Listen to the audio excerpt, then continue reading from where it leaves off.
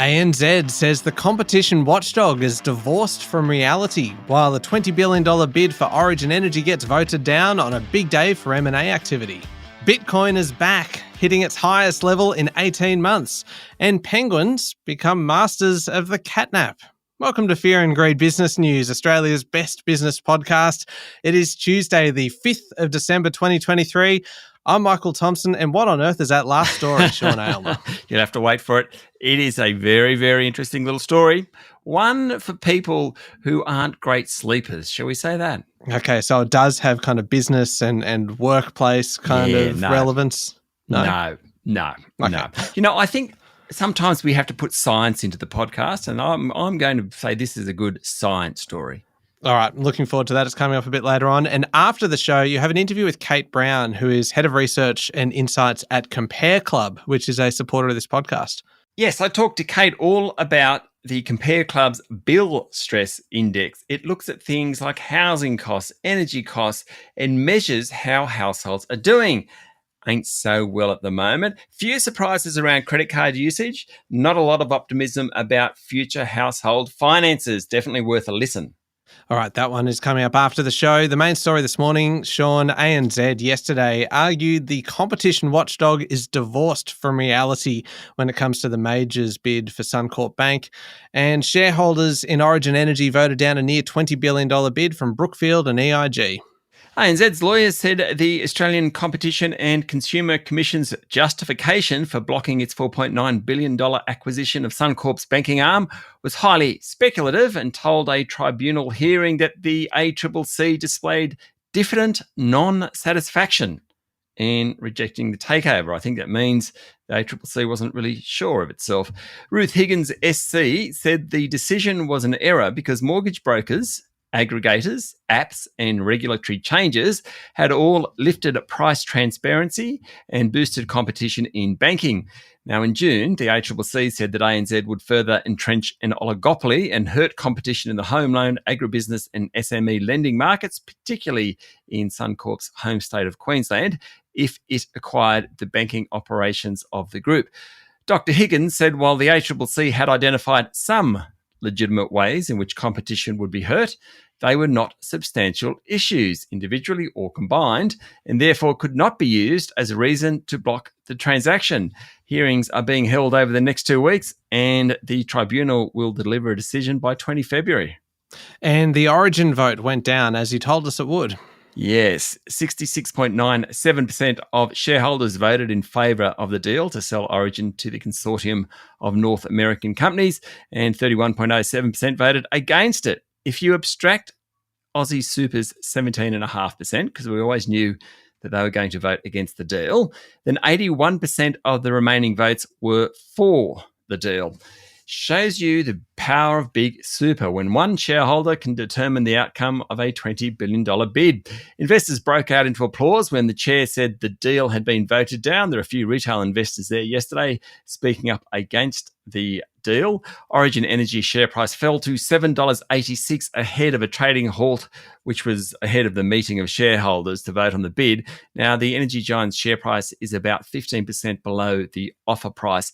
Aussie Super said with the shareholder vote finalised, it's looking forward to working with Origin's board and executive team as they execute their strategy and ambition to lead Australia's energy transition. In fact, it's offered to provide capital to help fund the transition to lower carbon energy. That's probably good news for those that want to see that transition occur.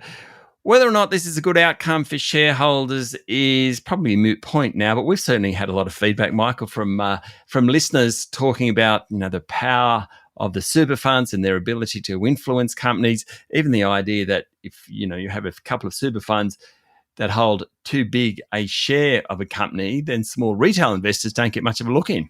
Yeah, it's a really interesting situation, isn't it? Now, how did local markets perform yesterday? The S&P ASX 200 closed up 0.1% to 7,125 points on the back of a strong weekend on Wall Street. Mind you, at one point yesterday morning, the market was about 40 points higher than where it finished. It fell back, though, in afternoon trading. Tech stocks led the way, while real estate investment trusts and materials and consumer discretionary stocks also did well. Not so energy and utility companies. REA and WiseTech Global were both up around 2%, as was James Hardie Industries. That company's up more than 50% over the last year or so, having a good time of it, the building materials group. BHP, Rio Tinto, Goodman Group and Aristocrat also outperformed the market. Woodside, QB and Santos were among the underperformers. Really was all about gold companies though. Chalice Mining was the best on the day, of the top 200 at least, up 13%. Perseus Mining and Bellevue Gold both jumped more than 5%. Northern Star was up 2.7%. Newmont nearly 3% higher. Another standout yesterday was the Star Entertainment Group. We don't get to say that very much. It jumped 8%. It's a bit of good news for them for once. Now, international markets, what's happening there? Oil prices rose after a 6-week run of losses on speculation that the Federal Reserve is done raising interest rates and the possibility that US sanctions on Venezuelan supply could be tightened up once again. Brent crude, though, is back towards $80 a barrel. I'm really enjoying some cheaper petrol at the Bowser, Michael. I can get petrol for $1.71.9 a litre near my place. Oh, really? Mm. Oh, that is glorious. Diesel seems to still be about $1.95. But even $1.90, it's how much we've changed. $1.90 for anything under $2, we're all pretty happy nowadays. Yeah, isn't that extraordinary? I actually found the other day, I found a logbook that I used to keep maybe 10, 12, 13, 14 years ago. And going back through there and go, oh my gosh, we were paying $1.20 a litre. And I thought that was expensive at the time. Yeah. And I just realised just how much things have changed in the last decade. Sure have. Changed in gold as well. Now, we mentioned yesterday the gold had hit a new record. It reached $2,091.73 US cents over the past 24 hours, beating the previous high, which was reached back in August 2020. Gold tends to do well when rates are falling. That's not happening yet, but investors reckon it will in coming months, in the US at least. That's also helping the Aussie dollar, which touched 66.9 US cents yesterday. That's its highest level in 4 months against the greenback. And Sean, before we leave international markets, Bitcoin is back, hitting US $40,000 for the first time in 18 months. The largest digital asset has extended this year's rebound on expectations of interest rate reductions and greater demand from exchange-traded funds. According to Bloomberg, it's up 142% this year. Bitcoin was last at $40,000 a unit just before the Terra USD stablecoin collapse that contributed to the tumbling in value of a bunch of digital assets and a chain of collapses in the crypto sector. Investors are increasingly convinced the Fed is done with rate hikes as inflation cools. The other big thing, though, the digital asset industry is awaiting the outcome of applications from organizations such as BlackRock to launch the first US spot Bitcoin ETF. Securities and Exchange Commission approval is expected early next year. That is certainly helping things. Bitcoin, as well as smaller tokens such as Ether and BNB, remain some way below the records they hit during the pandemic era bull run in crypto. In fact, Bitcoin peaked at almost $69,000 back in November 2021. Yeah, still a little bit to go before they get back to that point. Now, Sean, we'll be back in a moment with the rest of the day's business news.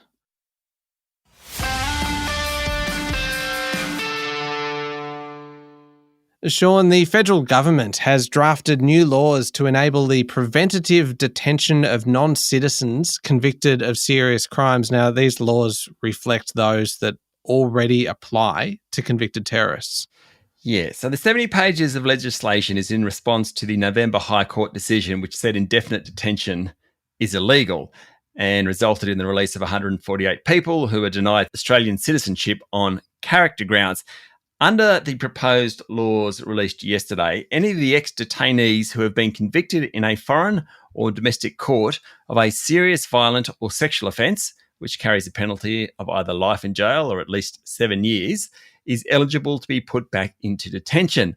The laws are very similar to the high-risk terrorist offenders regime, which was introduced by the Coalition when it was in government, and it allows the courts to detain anyone who meets the threshold for 3 years. The fact that yesterday's legislation is so similar to the Coalition-introduced laws makes it kind of difficult for the opposition to oppose them. Mind you, yesterday Opposition Leader Peter Dutton urged Anthony Albanese to sack the ministers responsible for the release of the detainees, saying the new laws would only apply to up to 4 of the detainees released since the High Court decision. This is an interesting one, Sean. French President Emmanuel Macron has criticised Australia's ban on nuclear energy, saying it is a necessary source of power in the transition to carbon neutrality by 2050. Fickle friends, the French, aren't they? Really? Anyway. And it's unusual, isn't it, for a world leader to get involved in kind of domestic policy like this, isn't it? Well, it's interesting because he was asked a question by a 17-year-old Australian called Will Shackle in Dubai, and he was just responding to that, and he said he hoped the Albanese government would lift the prohibition on nuclear power generation. The Australian government has refused to endorse a COP28 declaration to triple nuclear energy capacity globally by 2050. Nuclear energy is a source that's necessary to succeed for carbon neutrality in 2050, is Macron's argument. And he has a fairly good point because many others would agree with him. He said that the work of the International Atomic Energy Agency has meant that nuclear power industries around the world were safeguarded by the best possible regulation. Now, the Nationals have come out, and David Littleproud, the leader, did it again yesterday, saying Australia should explore nuclear energy, but obviously the Labor government, is dead set against it. Macron has a fair point. Many others would agree that if we are going to reach neutrality by 2050, we need all the help we can get, and that includes nuclear. And that all came about because of a 17-year-old's question. Yeah, pretty cool. Pretty cool name too, Will Shackle. Thanks for listening to the substantive part of that story, Michael. I was listening, but that was the part that I wrote down. Cool name. No. Anyway, superannuation, Sean's back in the spotlight with Federal Treasurer Jim Chalmers releasing a discussion paper yesterday on helping retirees make better use of their nest eggs. Chalmers said that there's a clear need for better information, support and well-rounded income products to help retirees make the most of their super. The consultation will focus on how to support members to navigate the retirement income system, help funds to deliver better retirement income products and services, and make lifetime income products more accessible. Now, submissions are open until February 9. Basically, Chalmers wants super funds to think more about members after they retire. There's plenty of incentive to think about members' funds in the accumulation stage when they're putting money into a fund. There's less incentive to think about the decumulation phase when members are taking money out, and that has to be redressed. Sean, some very sad news in politics. Labor MP Peter Murphy has lost her battle with breast cancer, passing away at home. Prime Minister Anthony Albanese remembered the Victorian member for Dunkley as brave, courageous and loved. She was also a strong local member, he said, and a great friend. Albanese said the Labor family is brokenhearted. Yeah, very sad news. Now, the ARN bid for Southern Cross Media just got more complicated, with the bidder set to appeal a ruling by the Takeovers panel that says ARN has to sell half its current 14.8% stake. This takes a little bit of headspace, Michael. Stay with me. Okay. So ARN Media and private equity firm Anchorage Capital lobbed a takeover bid for Southern Cross in mid-October. Part 1. The plans hit a roadblock when an activist shareholder, a guy called Nick Bolton from Keybridge Capital, complained to the takeovers panel that the initial stake bought by ARN back in June was acquired illegally. That's part 2. Part 3, the takeovers panel agreed and said ARN had to release more than 16 million Southern Cross shares to the market. They're the shares it had acquired back in June, and the takeovers panel said it had acquired them illegally. Now, that's about 6.8% of the company. Makes it much more difficult for ARN if it owns 7 or 8%, not nearly 15% of the company, when it's trying to do a takeover. ARN, which of course owns Kiss FM and Pure Gold radio networks, is now appealing that decision so it doesn't have to release those 16 million shares onto the market. Getting complicated, that one. It is. And I know that you love these follow-up questions that you may or may not be able to answer. Yes. But in this kind of situation, what would be illegal about it? Is it about the size of the acquisition, or the fact that they didn't provide notice that they were doing it, that it passed that threshold at which point it becomes a potential takeover? So what it was, it involved a shareholder called Alan Gray being a company, not an individual. Mm-hmm. And Alan Gray held about 22%, I think it was, of ARN, and about 20% of Southern Cross. Now, when ARN took the 6.8% of Southern Cross, it meant that Alan Gray, in owning ARN, its shareholding of Southern Cross breached a threshold. And that's the illegal part of it. It starts to get a bit complicated, but it's actually about one of the major shareholders in both of the companies ending up with too much of a company because ARN bought more shares in Southern Cross. This story is turning into a ripper of a saga, isn't it? There is so much in this. It's definitely a saga. Oh, goodness me. Now, Sean, food and grocery prices have continued to moderate in the lead up to Christmas. Bit of good news. Boosting sales at independent stores such as IGA and Foodland. Metcash Chief Executive Doug Jones said the company's independent supermarket banners, IGA and Foodland, were increasingly winning over shoppers from the major chains as households continued to carve up their weekly shopping lists to cross-shop at a number of stores. He was speaking after unveiling Metcash's interim result, which showed a 12% jump in net profit. Pretty good. The news sent Metcash's share price up more than 1%. And Agriculture Minister Murray Watt has called for a freeze on the price of leg ham, Sean. Warning supermarkets against profiting unfairly from consumers ahead of Christmas. Well said, Murray Watt. Well, let me quote him.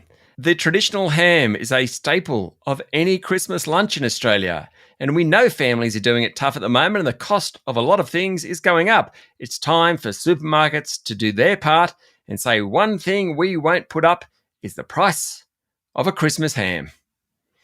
Michael, of all the things the government is worried about when it comes to the cost of living, I've got to say I don't rate the Christmas ham very highly, but I suspect you do. Every day I learn something new about you, and some of those things truly disappoint me. I've overhammed though. You know, I went through a period probably in my 30s where I just ate Christmas ham till January, really. Just kept eating it, but I overdid it. Yeah, well, not a big Christmas ham anymore. You start a week out. And you start with kind of ham and tomato sandwiches. You have ham on toast for breakfast and ham and tomato sandwiches for lunch, and you don't have ham for dinner. You should only have 2 out of 3 meals with ham. And then post-Christmas, as soon as you hit kind of Boxing Day, you start making ham fritters. And that means that even as the ham is starting to turn a little bit, you can maybe get a few more days out of it. Don't you love it? The ham does turn, but, you know, your mother is... We can make ham fricassee out of this. It'll be fine. We'll just cover it all up. You will be off you fine go. As long as you cook it. Obviously, do not take my food advice. And if anybody does get sick from listening to this, don't come looking for me. You get to Australia Day and the ham comes out of that wet pillowcase. You're thinking, it's been there for a while. Let's try it. It has been. There was a lot of salt in that thing, but I really don't think it's good anymore. All right, international news time now. And China Evergrande Group won breathing room to strike a restructuring agreement with creditors after a Hong Kong court pushed back a decision on whether the world's most indebted property developers should be wound up. The proceedings have been adjourned till the end of January. Evergrande's offshore creditors have demanded controlling stakes in the builder as well as its 2 Hong Kong subsidiaries. Now, according to Bloomberg News, Evergrande has proposed offering 17.8% of the parent and 30% of the 2 subsidiaries. The home builder now has 8 weeks to agree a deal with offshore bondholders for what would be one of the biggest ever restructurings. The delay comes as China introduces new measures to put a floor under a property market that's been roiled since the introduction of measures 3 years ago, aimed at cutting the industry's reliance on debt. Evergrande has become a poster child for China's property crisis since the builder defaulted 2 years ago. In fact, 2021-2022 together, Evergrande lost $81 billion. That is extraordinary. Huge. It's a hard number to get your head around. Sean, I think we've all been waiting for this story. It is the penguin story because penguins are, it seems, champion power nappers. Over the course of a single day, they fall asleep thousands of times, each about a few seconds long, according to a new study. Do you like this story because you see yourself in a penguin? No. Penguins are very smelly. Never been a penguin fan, but this is very cool. How do you know that? Have you never been into... Actually, the Central Park Zoo has this penguin enclosure thing, and you go and they stink. That's actually why I know. Second thing I've learned about you. Christmas hams and penguins stink, so please go on. They do. So the study by the Neuroscience Research Centre of Lyon in France and a researcher at the Korea Polar Research Institute, the study appeared in Nature and is a critical addition to the study of sleep, apparently. House animal sleep varies a lot. So brown bats remain asleep for 20 hours a day, whereas giraffes get by on less than 2 hours. Human brains shut down entirely when we sleep, while seals can shut down a single side while the other side's still awake, so they can continue swimming as they doze. Back to the penguins. While in the ocean, the birds barely slept at all, spending just 3% of their time resting on the surface of the sea, according to this study, which was reported in the New York Times. When the penguins returned to their nests, their brain waves slowed to a pattern that is typical for sleeping birds, but only for a few seconds. They woke up again, only to fall back to sleep. In fact, the birds sped through this cycle 600 times in an hour. Is that not really cool? That is a very cool story. It has absolutely nothing to do with business news, but it is a very cool story. Science and nature. Whew, can't beat it. I love your stealth attempts to turn this into a Fear and Greed business news and science and nature podcast. Just every now and then we get a little science story tucked in at the end that has nothing to do with anything, but you're just trying to kind of convert us all into kind of amateur scientists. Trying Not hard. Being very successful, though. Just keep going. Up next is the Fear and Greed Daily Interview. You're speaking today with Kate Brown from Compare Club. That's right. All about the Build Stress Index. A few surprises around credit card usage in this one. Not a lot of optimism about household finances. Definitely have a listen. Yeah, it's coming up next in the Fear and Greed playlist on your podcast platform or at fearandgreed.com.au. And Compare Club is a fantastic supporter of Fear and Greed. Thank you very much, Sean. Thank you, Michael. It is Tuesday, the 5th of December, 2023. Make sure you're following the podcast and please join us online on LinkedIn, Instagram, X and Facebook. I'm Michael Thompson and that was Fear and Greed Business News. Have a great day.